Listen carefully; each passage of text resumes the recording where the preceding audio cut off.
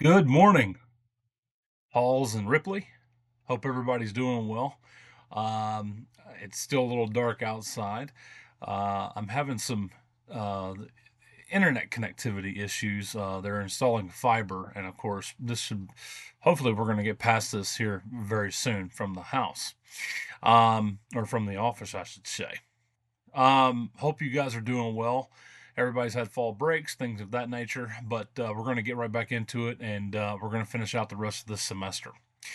So, a couple of things real quick. Where we're going to pick up today is the Cold War, 1945 to 1991, where, the last time we were in class session, we talked about World War II. We kind of sped the timeline up a little bit. Had some interesting conversations there. You guys are doing tremendous work. Continue to do that. If you have questions, comments, or concerns, don't hesitate to reach out. As far as the GPT assignments and things of that nature, there's going to be some. I'm going to send out some surveys here very soon. I want you guys to be honest and candid about those. What I mean by honest, but I want you to be candid, be open about, the things that I'm asking for, so on and so forth. That way we can get things going. All right, enough of the housekeeping, hoopla. Let's talk about the Cold War, 1945 to 1991. Interesting time period, folks. Right after World War II, basically what ends up happening is that your big three. Okay, this would have been Stalin. This would have been Churchill. Would have also been FDR. FDR started those conversations as part of the big three. FDR would die, and of course Truman would take his place. My cousin, who was Alban Barkley, was actually Truman's vice president. So, a little claim to fame there as far as presidential power or vice presidential power. That was a family member of mine. So these were your post-war leaders. Just notice right here on the screen the big three: Stalin, Churchill, and then of course, like I said, we just mentioned FDR, and then of course Truman. They almost kind of served as a power vacuum, if you will, right? So what I mean by that is all the power from everybody else kind of got sucked into two different modes, if you will. You had democracy, all right, and you had communism. Okay, both of them were going kind of back and forth. There wasn't a direct hot war, if you want to call it that, quote unquote, hot war. However, and when I mean hot war, it wasn't a direct hot war between the Soviets and America. However, there were proxy wars that happened. Those proxy wars were like, Korea, Vietnam, where there was interaction or fighting that occurred as a result of the idea of communism, okay, or support of communism, so on and so forth. We're going to talk about that a little later on. But for right now, just as far as the Cold War is concerned, you had Yalta, which was it identified these spheres of influence, okay? For the USSR, it would have been Eastern Europe. For the US, UK, it would have been Greece and Turkey. Um, Largely because, and I want to talk about Greece and Turkey because I know you guys are just really, really interested in wanting to know why was this sphere of influence in Greece and in Turkey. Well, causation for that was because of a three-letter word. Starts with O, ends with L.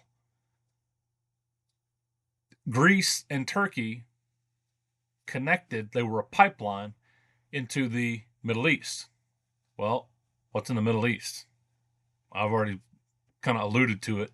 Oil, right? Then there was Potsdam, all right, and this was the division of Germany, and of course the division of Germany and Berlin, mind you. Okay, so these things were starting to be divided off and broken apart and kind of separated. This goes to Russia, this goes to the U.S. Or U.S. and its allies, and of course that's just kind of how things or the cookie crumbled, if you will. So bear with me. It's a little early in the morning, folks. Okay. So I'm not entirely awake yet. um, but Germany was split, okay, between the U.S., its allies, and then, of course, it was split with Russia. And then, of course, Berlin was also split. So inside of Germany, okay, you would have Berlin. Well, Berlin was in Eastern Germany, which was surrounded by the USSR. But inside Berlin, you had it separated between the US, its allies, and also the USSR. So inside Berlin, the US and its allies were also surrounded by the USSR. It's pretty wild. It's pretty interesting. It's and I'm not talking about interesting. It's interesting to kind of look at, cut through to American Yawp. Your chapter kind of details that. But let's talk about origins.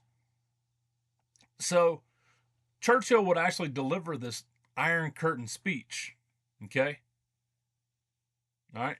Iron Curtain descended across the continent. That's going to be a division between, X and Y, so on and so forth. Behind the line, or behind that line, lies the ancient capitals of Central and Eastern Europe.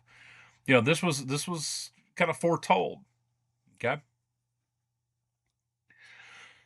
As far as an initial crisis is concerned, the UK's sphere of influence was Iran, Turkey, and Greece. The UK and USSR still have troops on the ground, and then, of course, the USSR refused to leave. All right. That was in Iran. In Turkey, Stalin would actually court, he would court countries with control of the Bosporus and, of course, the Dardanelles. All right. So very, very wild stuff. So you have all these different countries that are trying to find their footing, all right, on this on the map. And of course, I mean, it's almost like literally just a land grab, if you will, trying to generate that sphere of influence. Okay. In Greece, communist insurgents would actually start a civil war. Okay. And of course, Stalin would refrain from assisting. All right. So let's talk about Kennan's long telegram real quick. And of course, I encourage you to really, really jump into. I've tried to put this together quickly in a way to give you a modified lecture. All right, for this particular class group. All right, this is for no one else. So in this long telegram, it was sent to Moscow or from Moscow to request at the request of the Truman administration. They asked a question: what is going on over there?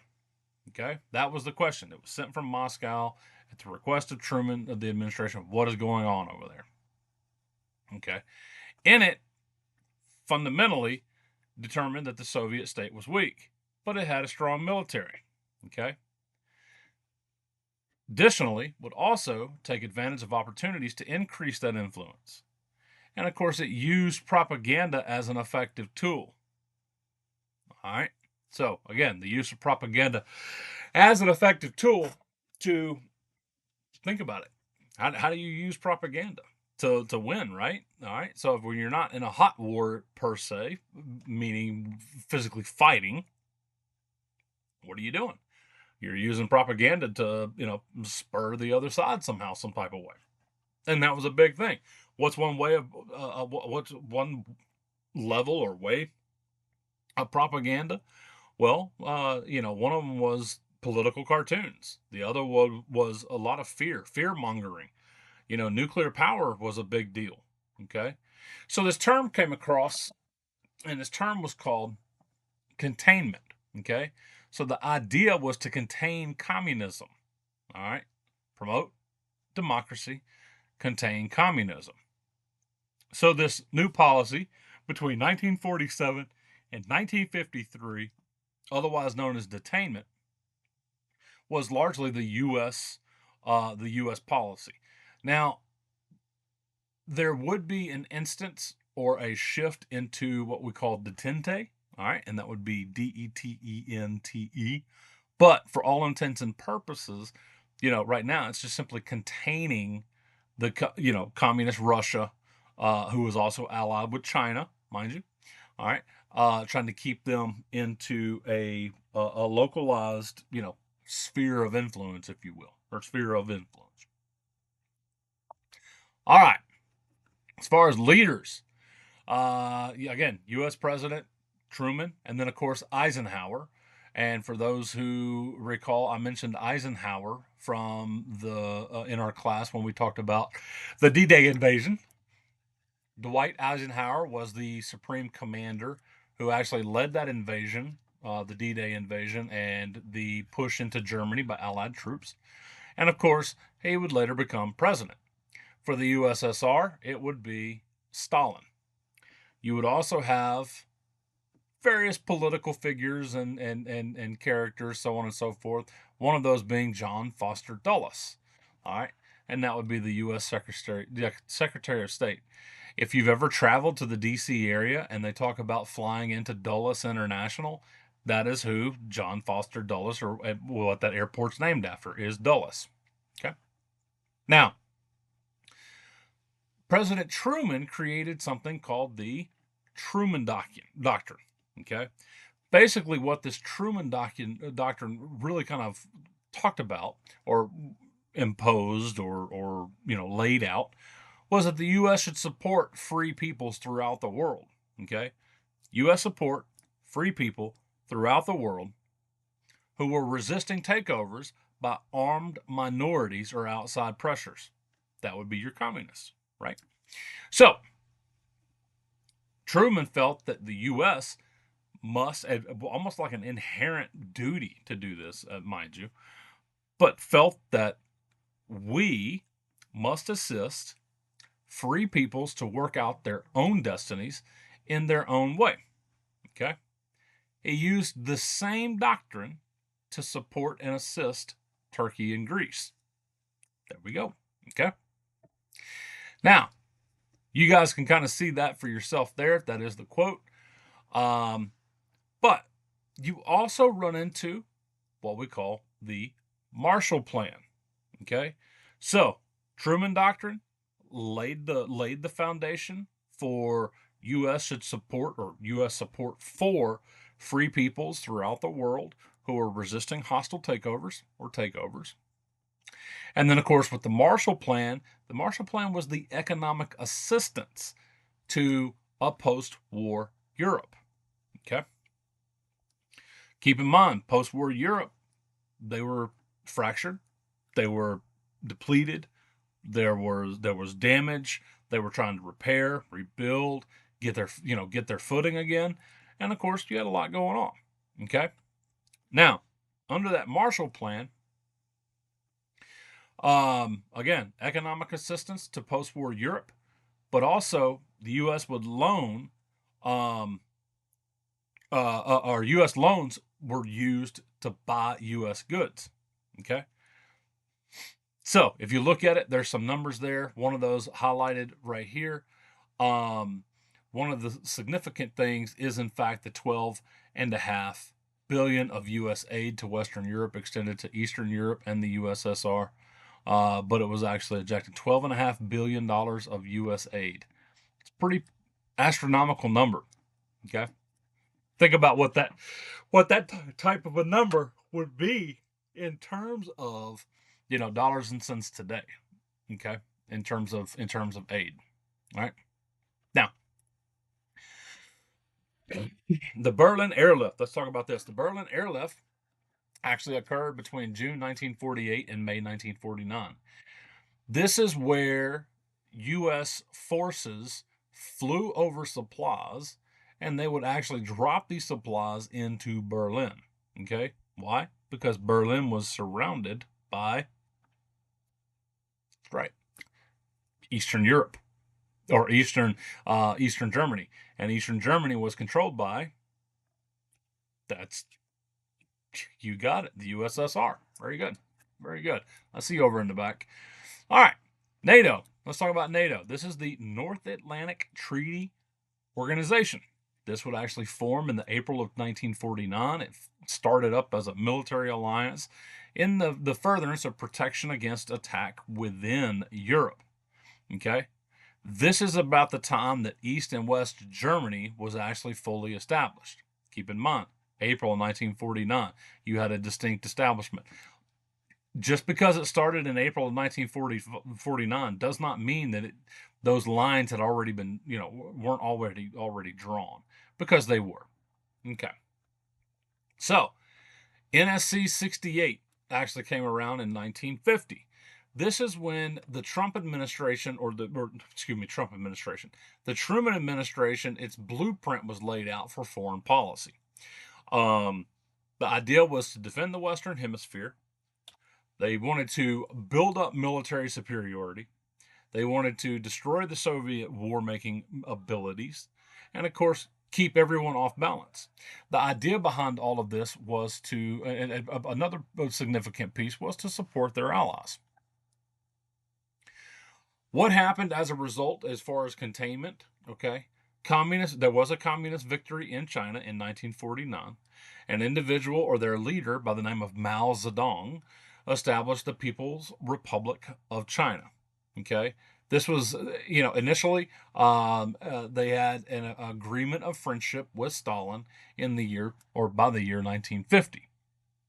Between 1950 and 1953, this war here, the Korean War, would serve as a proxy war. Again, we did not directly fight the Russians. Okay? However, we did fight in Korea. Okay? Now, the UN, also known as the United Nations, would step in to confront North Korea. How they would do that is this is based on an invasion of South Korea. Okay? China got involved, and then, of course, there was an armistice at the 38th parallel, that 38th parallel splitting North and South. Also, during the Cold War was an arms race, not just simply an arms race, but also a space race. Okay, there was a race for superiority. All right, by 1945, the United States already had nuclear powers. By 1949, the USSR had designed and developed nuclear powers. Notice here, just look at the atomic bomb. US had it in 1945. USSR had it in 1949. By 1952, the United States had a hydrogen bomb, and by 1953, the USSR. Much the same piece there. All right, things are going back and forth. All right. Soviet technology would actually burst the lead for the U.S. Okay, all right. They wanted to, in the U.S., they wanted to nail down who was working for who. And, of course, there was the rise of this hysteria. And it was called McCarthyism. Okay? Think of it like the Red Scare, if you will. All right? It was this McCarthyism. And then, of course, you also had the Rosenbergs. Guys, this is just a high-level piece there. You can go further into your text. You can Google. You can use the Chat GPT to further your knowledge base deeper into those topics. All right. So this coexistence between 1953 and 1962. Yeah, there was this coexistence. All right. Leaders for Russia was Khrushchev. Okay, they focused on de-Stalinization, focused on coexistence, and also focused on polycentrism. In addition to that, the Berlin Wall came in 1961. Okay, so there was a wall that was built. It has since been destroyed, but it used to be this wall that separated East and West. Okay, for the U.S., we had Eisenhower. In addition to that, we also had Kennedy and Mr. McNamara. Okay, they believed in open skies. They also believed in the defense of Berlin. Ich bin ein Berliner. Okay, again, you can say that pretty fast, and it's in quote with an exclamation point. Ich bin ein Berliner. All right. Now, the Warsaw Pact was a big piece, okay? 1955. We're moving in rapid succession here. All right. This coexistence piece. This was a mutual defense treaty for the USSR and, of course, their satellite states. All right. What it offered up was this right here: allowed the presence of Soviet troops in satellites for protection. Satellites are not allowed to seek nuclear technology. Okay, let me say that again. Satellite countries, okay, satellite countries of Soviet, they were not allowed to seek nuclear technology. All right. This was also a response to NATO. All right. As far as Berlin was concerned, there was heavy immigration to West Berlin. Okay. By 1958, the borders were actually sealed. All right. However, you could still get through, and you could smuggle people through. Matter of fact, let's do that. You could smuggle people through. Okay. And then, of course, like I said, the wall actually went up in the year 1961, and it was it did it served as an international symbol of oppression. Okay. That wall would actually remain in place until the year 1989. All right. Now, I talked about the space race. There was a space race between the USSR and the United States. All right. You know, getting to orbit, all right, getting into space, getting a man into a rocket into space, launching satellites, launching the Saturn V rocket and the Apollo program that took our astronauts to the moon. You know, these were huge, excuse me, these were huge opportunities to kind of seize on the moment of the space race. And so, much like the United States, you also have the USSR. USSR created Sputnik. Okay? All right. You also have this item called MAD. MAD is called Mutually Assured Destruction, meaning this. Okay? One launches a nuclear weapon, the other launches 50 nuclear weapons, and then, of course, they're both killing each other. That is the assurance, or the mutually assured destruction.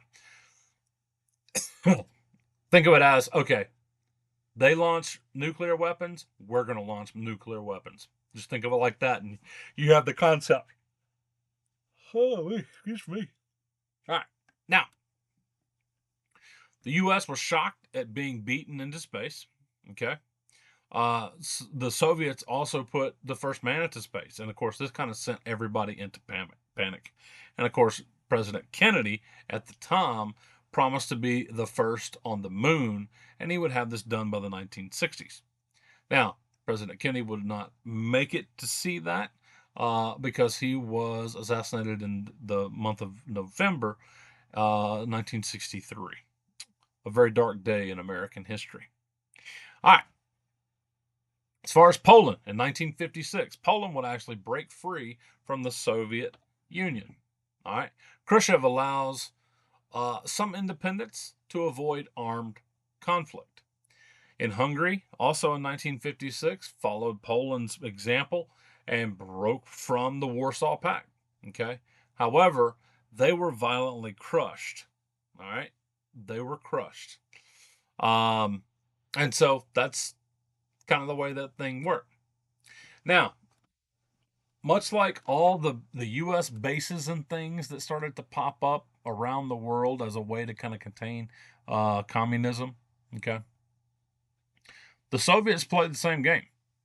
They started to move things over into none other than Cuba, which is 90 nautical miles off the most southern tip of Key West, Florida. Okay, so south of Florida, 90 nautical miles, you're going to smack run into Cuba. And so, that being said,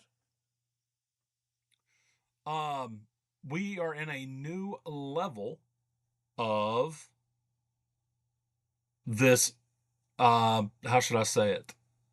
Diplomacy, or international diplomacy. Okay. We got into a situation called brinkmanship. All right. What happened was this: The U-2 plane that was shot down by Russia was actually a spy plane. All right. Khrushchev wanted an apology for the Americans spying on the U.S. All right.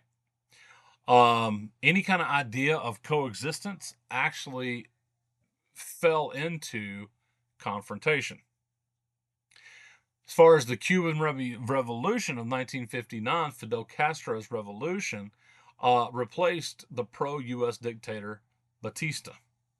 Okay, so a pro-U.S. dictator, again, someone that the U.S. backed, okay, was ousted from power and replaced by Fidel Castro.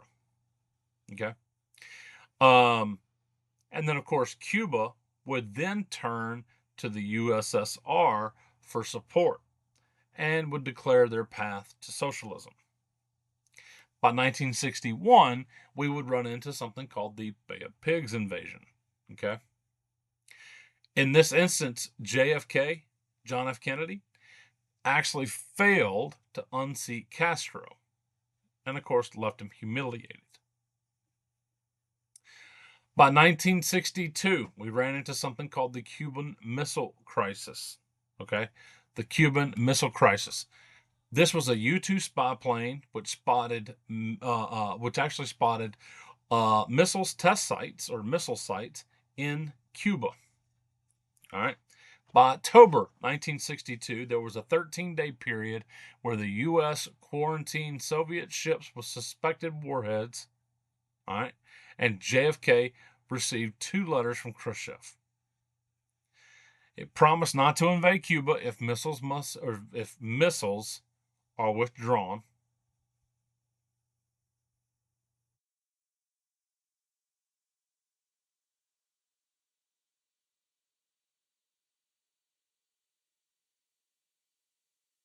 They promised not to invade Cuba if missiles were withdrawn, and ignores the second letter. All right. Khrushchev actually agreed. He hails this as kind of a triumph, if you will, right? So kind of going back through it, look at the timeline. 13 days, U.S. quarantine, Soviet ships, suspected warhead. JFK would receive 2 letters from Khrushchev. He promises not to invade Cuba if the missiles are withdrawn, and he ignores letter number 2. Khrushchev agreed, and of course, kind of hails this as a triumphant moment, if you will. All right. Crisis in Indochina, French and North Vietnamese, Geneva Accords split Vietnam in 1954. Again, notice how you have French and North Vietnamese. They were kind of at odds with each other. There was a national movement or a nationalist movement, and of course, North Vietnamese wanted their independence of the French. They didn't want any Western. They didn't want any Western influence whatsoever. This was in the 1950s, folks. 1950s. All right. This war would go all the way until the 1970s. That was a very long period of time. Okay. Free elections. Notice here, free elections planned for 1956. U.S. would help Diem, D-I-E-M, win in the South. And of course, the French would leave. All right. Now, the French would not leave until after they were defeated at a location called Dien Bien Phu. All right. Dien Bien Phu. All right. As far as non-aligned nations opting out of the Cold War, they were actually led by India and, of course, Indochina. Now, I mentioned Detente a little earlier, between the periods of 1962 and 1979. All right. Now, we are moving from Khrushchev to another U.S. or another Soviet leader. His name is Brezhnev. All right. Now, Brezhnev wanted to leave a plan if you go on vacation next time. Leave a plan if you go on vacation next time. Okay. Make it make sense. Think about that. Leave a plan if you go on vacation next time. We're going to circle back and we'll talk about that. You also had U.S. leadership as President Kennedy, President Johnson, President Nixon, and President Ford. Also had Secretary of State Henry Kissinger for foreign policy, which was as far as constantly being there. War in Vietnam, again, another proxy war. It was a war for independence, depending upon perspective. All right. It escalated by LBJ in the year 1964, and by 1965, it was an American war. Okay, that's what we call the Americanization of Vietnam. Was in the year 1965. They started to push in combat troops. Prior to that, they were all advisors. Okay, the Viet Cong was the fighting force, or fighting against the regime in the South, and these were your guerrilla fighters supported by the North. They operated on something called the Ho Chi Minh Trail. In 1968, you had an incident called the Prague Spring. Okay, Prague Spring. I'm not going to talk too much about that, but in 1968, there was the Prague Spring. It was talking about reforms, institutions opening up, so on and so forth. Brezhnev would actually try to negotiate to regain control. In Czechoslovakia, it would actually fail. USSR and the Warsaw Pact allies would invade to quell nonviolent protests. And of course, this was kind of placated on the idea of disillusionment. Okay. Under the Brezhnev doctrine, they wanted limited sovereignty, meaning this right here. You limit sovereignty, meaning that the people don't control anything and the government controls it. It's kind of the flip of that coin there. Moving on with Destente, let's talk about Mao and Khrushchev at odds. Okay. Between the Chinese and, of course, between the Soviets, there were trade insults in the 1960s. The Cuban Missile Crisis was, in fact, a humiliation. Okay. China actually went nuclear in the year 1964. All right. And Soviet influences purged or were purged during that Cultural Revolution. Okay. Now, moving forward, let's talk about this. We're almost done, folks. We're over halfway through. Remember the arms race. Okay. Really, really expensive. Very, very expensive. In addition to that arms race, what else do you have? You also got proxy wars going on. Vietnam was a distraction. Okay. It distracted the U.S. while the USSR actually caught up. All right. And it was also determined that in MAD, nobody will be able to win this. So in 1972, we called it we implemented the SALT Treaty, okay, or SALT I. That stands for the Strategic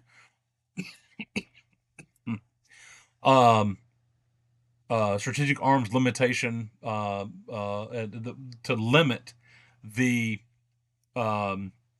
amount of supplies of nuclear weapons that one had. All right, and of course they found loopholes on both sides. Okay.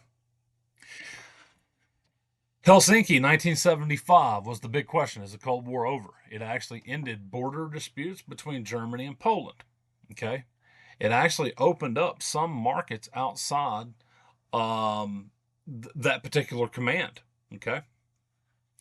And of course, family relations, kind of the standard of living for everyone within the limits. All right.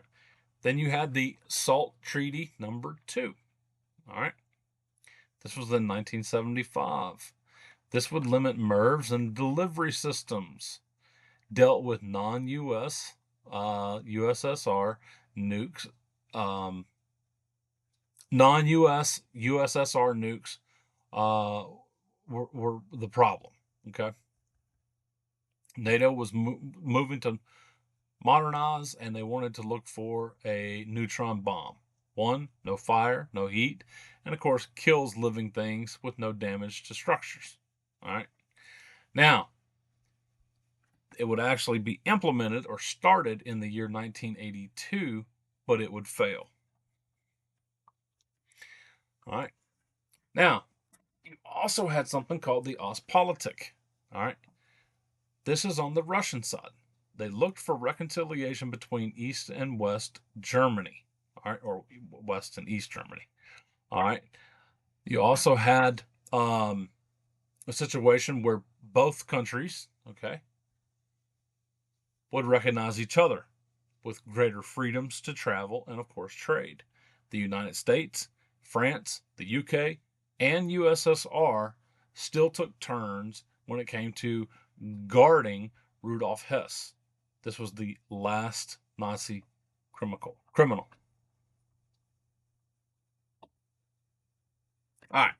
Now, wasn't quite over yet. Again, arms race resumes because of all the loopholes in SALT 1, again in SALT 2. All right. But at this time, between 1979 and 1985, you've got some new leaders. You've got U.S. President Carter, U.S. President Reagan, you've got Margaret Thatcher that's over in the U.K., and you also have Brezhnev and Gorbachev. All right, so Brezhnev would go out, Gorbachev would come in. Now, 1979 to 1985, the revolution in Iran was largely fundamentalist. Okay, fundamentalist leaders deposed the Shah, and this would end U.S. influence and access to oil. Revolution in Nicaragua. We're starting to hear some of these terms again, or some of these countries again. You have the Sandinistas that would lead a revolution with the help from Fidel Castro. Look at there. Fidel Castro was not mentioned in Cuba just yet. This was the revolution in Nicaragua. The CIA would support the Contras, okay? The Contras, CONTRAS. And of course, with that, a civil war down there would break out. You had a Soviet invasion in the year 1979, all right? And this was an invasion to protect pro-Soviet government to become, and of course, become the USSR's Vietnam, if you will. All right. Also in 1979, you had the Iran-Contra affair. This is the Israeli arms. It would actually arm moderates in Iran. And of course, U.S. would reimburse Israel. Yep.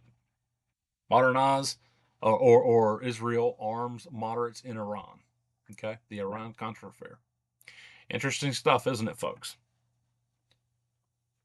Yeah, I see you over there. Giggle a little more, will you?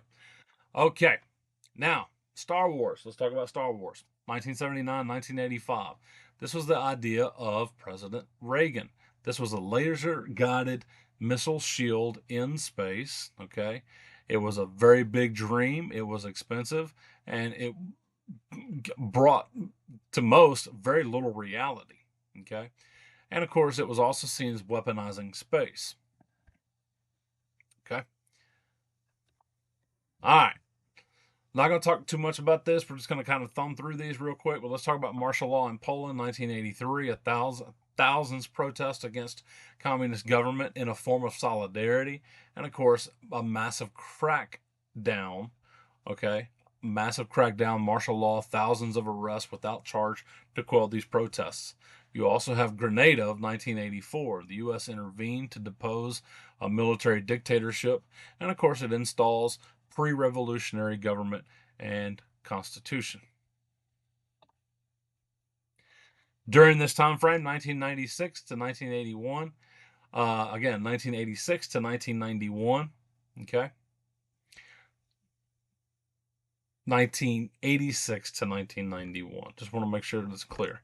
All right. U.S. leaders were, in fact, Reagan, George Bush Sr. All right.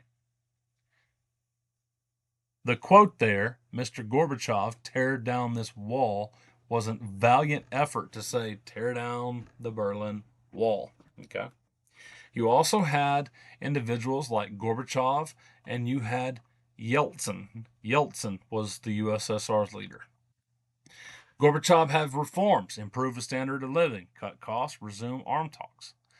You also had this idea of something called glasnost. Glasnost was openness at home and abroad. Okay. And then, of course, you had perestroika. All right. Perestroika. Perestroika was a restructure, and it was the decentralizing of the centralized being. Okay? Restructure, decentralize, market economy, and of course, elected leaders. Soviets' relations with their satellites, very, very expensive. Okay? Unrest, distracting, and very difficult to manage. Glasnost meant that Glasnost meant that there was an open market for goods and relations with the West, and of course, many folks began to break free. Gorbachev would actually react, and of course, he tries to pull back on the reforms. By this point, it's you can't unscramble scrambled eggs. Okay. Gorbachev's reforms were still not raising the standard of living, and by 1989, the Berlin Wall would kaput. And of course, also in 1991, there was a coup in the USSR. Boris would come to power, okay, Boris Yeltsin. There would become 15 independent countries, all right, and of course, that would also serve as the dissolution of the Soviet Union. All right. Folks, I hope that you had a tremendous class. I hope you learned a little something out of this. If you have any questions, comments, or concerns, don't hesitate to reach out and let's have that conversation. But again, I hope you have a great day. It's a beautiful, well, it might be a little dreary this morning. But hey, enjoy yourself. I think we're going to have a major hurricane come through here in a little while. I think it's going to be down in the Caribbean, Jamaica. I think that they're calling for it.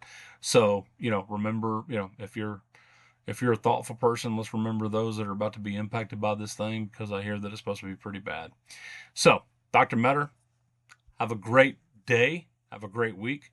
We'll get something together on the books for Thursday and get this recorded. That way you guys can do your thing. Continue learning. Keep doing the great work. Thanks, guys.